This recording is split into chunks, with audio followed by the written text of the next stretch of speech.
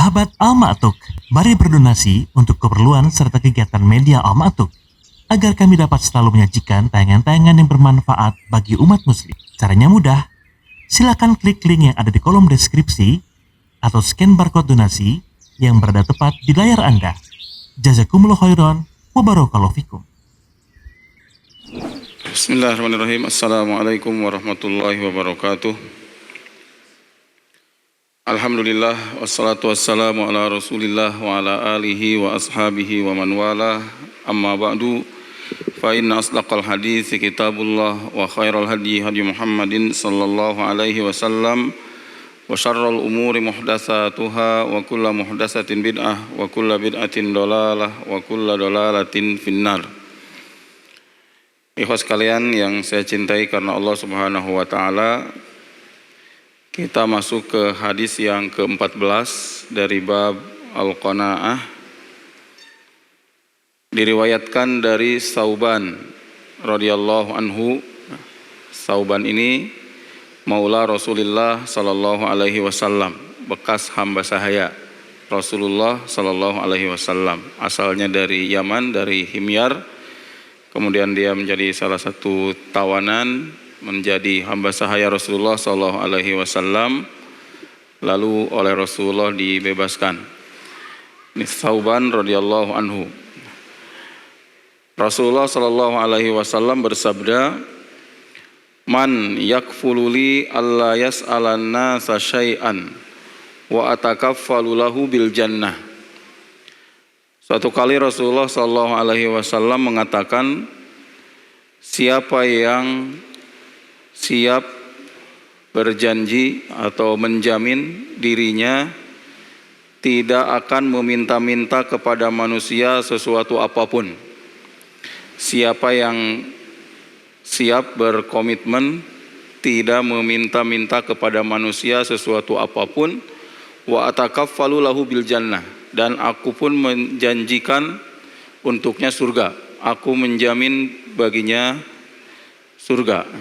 Tentunya Rasulullah mengatakan demikian atas wahyu dari Allah Subhanahu wa taala, bukan karena Rasulullah pemegang kunci surga, akan tetapi Rasulullah sallallahu alaihi wasallam mengatakan sesuatu tidak mungkin kecuali atas wahyu dari Allah Subhanahu wa taala. Rasulullah mengatakan siapa yang siap berkomitmen untuk tidak meminta-minta kepada manusia suatu apapun, dan aku menjamin dirinya surga. Lalu Tsauban menjawab,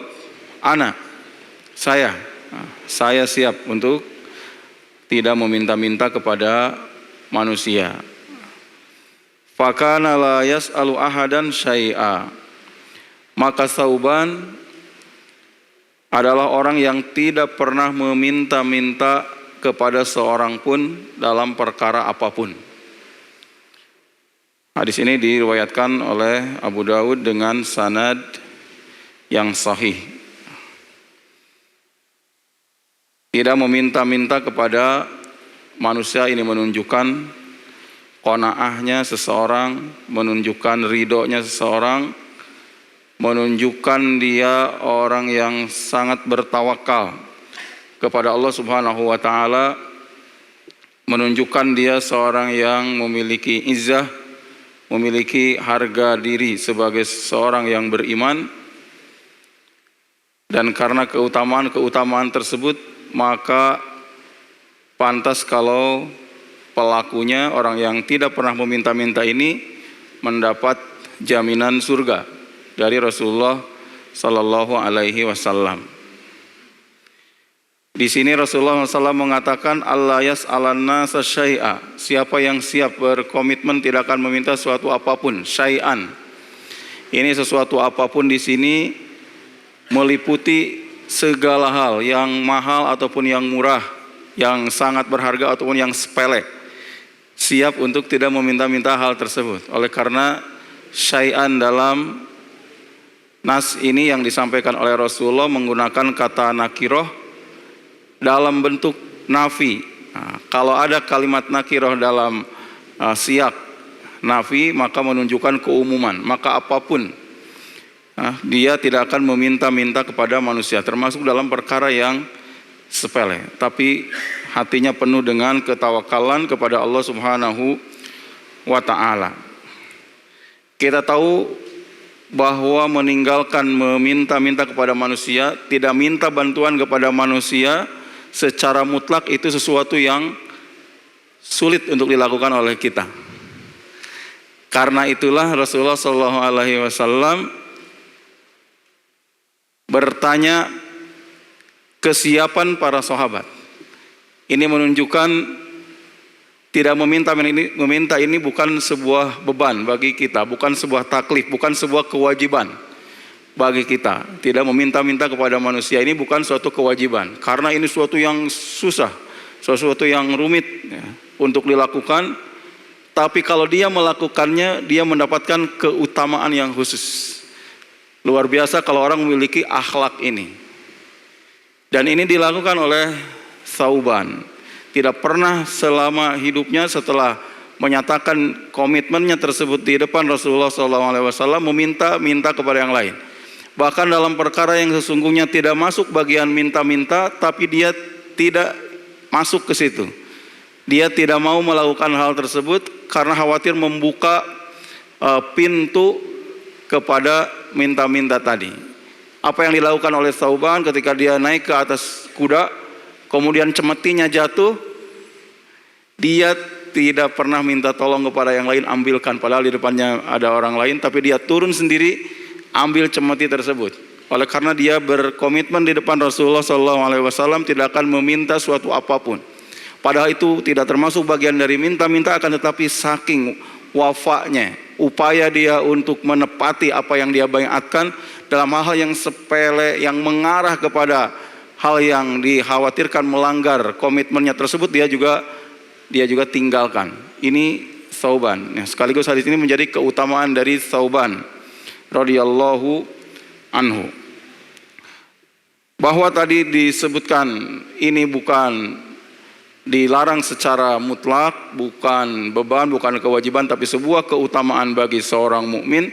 Di antara buktinya Rasulullah tidak membebankannya kepada semua orang, tapi siapa yang siap di antara kalian. Kemudian di antara buktinya lagi ada hadis yang lain yang diriwayatkan oleh Imam Muslim dari Auf bin Malik al-Ashja'i.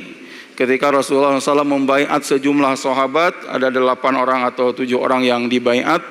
Mereka dibaiat tidak akan menyekutukan Allah Subhanahu wa ta'ala, hanya beribadah kepada Allah saja, tidak menyekutukan Allah Subhanahu wa ta'ala. Mereka berbaiat untuk sholat 5 waktu, akan senantiasa taat kepada Rasulullah SAW. Lalu di bagian akhir Rasulullah SAW berbicara secara pelan-pelan, merahasiakan, seolah-olah ini hanya untuk orang tertentu saja, yaitu kata Rasulullah ini juga nih, kalian harus berbaiat wala tas'alun nasa syai'a, tidak meminta-minta kepada siapapun, seolah hanya untuk orang tertentu saja. Tidak mungkin kalau ini sebuah taklif untuk semua, kemudian Rasulullah tidak mengumumkannya secara massal kepada orang-orang, tapi orang-orang tertentu saja, siapa yang siap di antara kalian. Beda dengan tadi janji beribadah, tidak menyekutukan Allah, salat 5 waktu, itu semua dituntut orang-orang yang beriman untuk melakukan semua itu. Dan kita juga, meskipun ini bukan suatu kewajiban, tidak ada salahnya, bahkan kita didorong juga untuk berupaya menjadi bagian dari orang-orang yang tidak meminta-minta kepada manusia. Kecuali sangat terpaksa, sangat mendesak untuk meminta bantuan orang lain, para ulama juga menyebutkan ini suatu yang tidak dilarang kalau memang dia terpaksa untuk melakukannya. Tapi ada sebagian orang yang sedikit-sedikit minta, sedikit-sedikit meminta bantuan, minta tolong, minjem, padahal terkadang yang ada di rumah juga sebetulnya masih bisa mencukupi, masih bisa diupayakan, akan tetapi karena rakusnya terhadap harta, bagaimana dia berupaya yang ada di rumah itu jangan keluar sepeser pun. Kalau bisa minta dari yang lain, menggunakan dari yang lain, gunakan dari yang lain. Ada yang mentalnya seperti itu, sehingga seolah-olah dia orang yang paling miskin sedunia.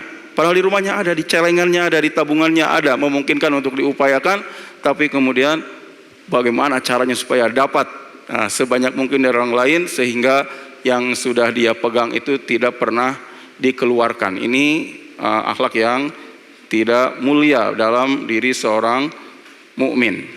Kemudian bahwa Rasulullah SAW tadi mengatakan, wa atakaffalu lahu bil jannah, dan aku menjamin baginya surga.